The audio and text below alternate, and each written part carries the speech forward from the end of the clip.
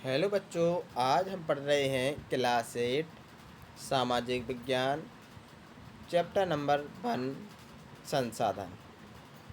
तो बच्चों, आज हम इस पाठ को पढ़ेंगे और इसके प्रश्नोत्तर का भी हम अभ्यास करेंगे। तो इसमें पहला क्वेश्चन है, देखिए कि निम्नलिखित प्रश्नों के उत्तर दीजिए। तो पहला इसमें क्वेश्चन है कि पृथ्वी पर संसाधन असमान रूप से क्यों वितरित हैं। तो इसका आंसर होगा कि प्राकृतिक संसाधनों का वितरण भू आकृतियों, जलवायु, ऊंचाई, वनस्पति जैसे अनेक भौतिक कारकों पर निर्भर करता है। पृथ्वी पर इन कारकों में भिन्नता होने के कारण संसाधनों का वितरण असमान है।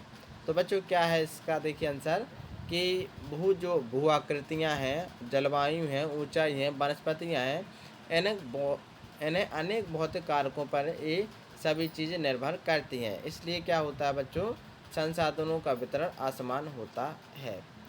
इसके बाद दूसरा क्वेश्चन है कि संसाधन संरक्षण क्या है। तो संसाधनों का सतर्कता और बुद्धिमत्तापूर्वक उपयोग करना और उन्हें नवीनीकरण के लिए समय देना संसाधन संरक्षण कहलाता है। तीसरा क्वेश्चन है कि मानव संसाधन महत्वपूर्ण क्यों है। तो देखिए बच्चों, मानव संसाधन इसलिए महत्वपूर्ण है क्योंकि मनुष्य की योग्यताएं ही भौतिक पदार्थों को मूल्यवान संसाधन बनाने में सहायता करती है बच्चों। अब चौथा क्वेश्चन है कि सतत पोषणीय विकास क्या है।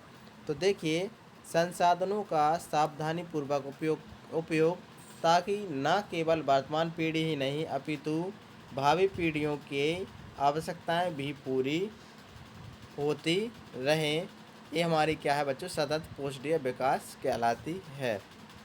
अब है बच्चों क्वेश्चन नंबर 2। क्वेश्चन नंबर 2 है कि सही उत्तर पर निशान लगाइए। तो पहला क्वेश्चन है कि निम्न में से कौन संसाधन को निर्धारित नहीं करता। तो बच्चों, मात्रा जो होती है वो संसाधन को निर्धारित नहीं करती। दूसरा है बच्चों विकल्प कि निम्न में से कौन सा मानव निर्मित संसाधन है। तो बच्चों, मनुष्यों द्वारा निर्मित संसाधन मानव निर्मित संसाधन कहलाता है। तीसरा है बच्चों क्या कथन पूरा कीजिए। इसमें है कि जैव संसाधन खालिस्तान होते हैं। तो बच्चों, क्या होते हैं जैव संसाधन? जीव जंतुओं से व्युत्पन्न जैव संसाधन कहलाते हैं। क्वेश्चन नंबर 4 है कि संभाव्य और वास्तविक संसाधन में अंतर स्पष्ट कीजिए और सर्वव्यापक और स्थानिक संसाधन में अंतर स्पष्ट कीजिए। तो सबसे पहले हम जानते हैं संभाव्य संसाधन और वास्तविक संसाधन में अंतर। तो देखिए बच्चों, वे संसाधन जिनकी संपूर्ण मात्रा ज्ञात नहीं हो सकती संभाव्य संसाधन कहलाते हैं। और बच्चों, वास्तविक संसाधन में देखिए इन संसाधनों की मात्रा ज्ञात होती है।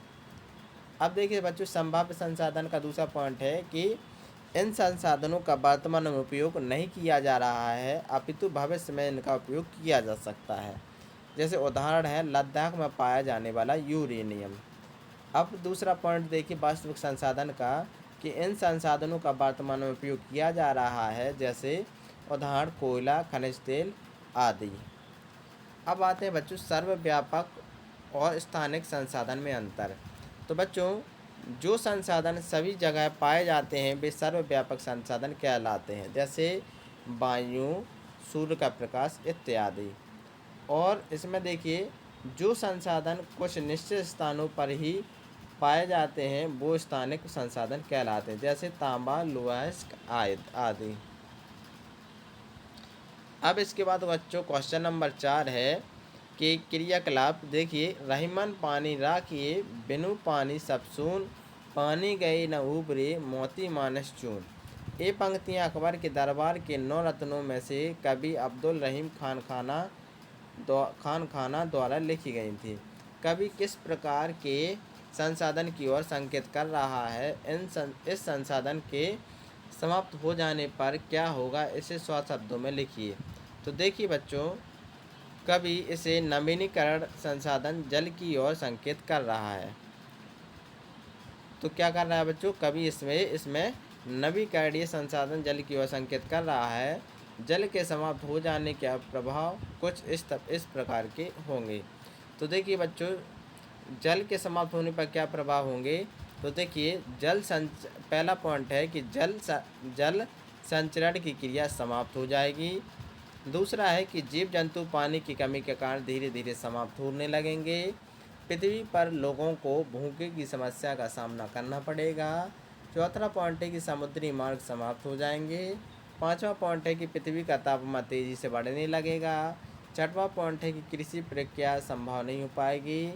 सातवां पॉइंट है कि कोई उद्योग नजर नहीं आएंगे। और आठवां पॉइंट है कि समुद्र में रहने वाले सभी जीव जंतु मर जाएंगे। पानी के समाप्त होने का अर्थ है कि पृथ्वी पर जीवन समाप्त हो जाएगा। तो बच्चों, आई होप कि आपको ये वीडियो अच्छी लगी होगी। तो प्लीज़ लाइक एंड सब्सक्राइब करना ना भूलें। Thank you.